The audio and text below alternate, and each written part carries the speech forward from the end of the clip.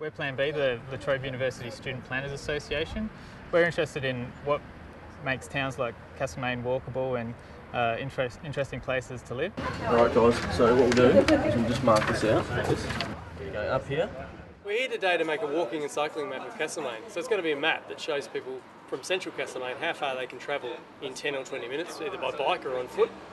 It should give people a really good guide to realise perhaps they could make a different choice in using the car. They might not live that far from town for their day-to-day activities, shopping, meeting friends, working. What we're trying to do is take a realistic impression of how far you can walk, and so think about how you might walk if you're just coming into the shops or on your way to work or something like that. So it's a project which has been sponsored by Victoria Walks, and the idea is that it will be a toolkit for other communities too. They'll be able to see how we did this today, how we involved the community in the project, how we did the mapping, and perhaps they can do it in their own town and make their own map and hopefully influence behaviour at a local level. Council adopted a walking cycling strategy last year, and that puts a framework for some infrastructure development over the next 10 years. And so that's some of the stuff we need to do on the ground and get support with state government and other levels for the funding. And then there's the behaviour change sort of component that's really about trying to make walking and cycling much more a normal activity.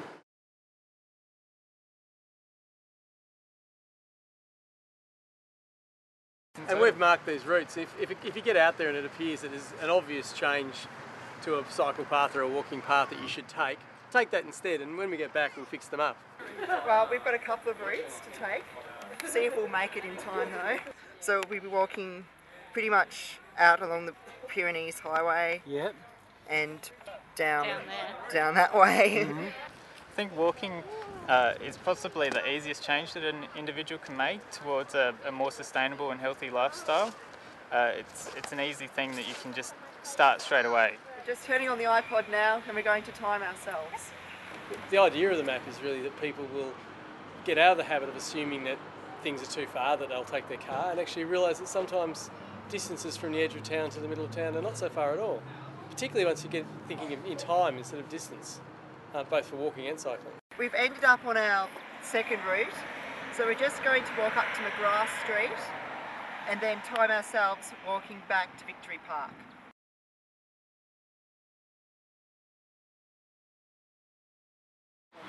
We went that way, and we went on the bike, not walking. We got to just past the pony club. It was a good ride.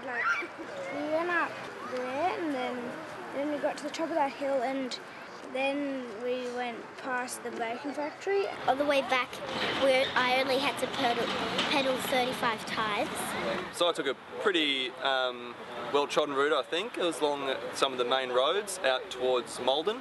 I noticed, even though I took a very casual pace, much slower than what I normally would ride, in about 10 minutes I'd made it out. There's a little new development out there. I made it outside all the town proper, and out into the more low-density housing areas, I suppose.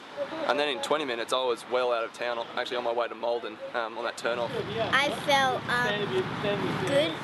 I thought it was great that we did this whole thing. If the maps really make it easy for people to see, yeah, that's doable within 10 minutes from home, 5 minutes from home, and give them a clear idea of what the easy routes are for travelling home to work or to the station, or all of those things. Anything that can really sort of help people see it as part of their normal everyday activity, I think will help.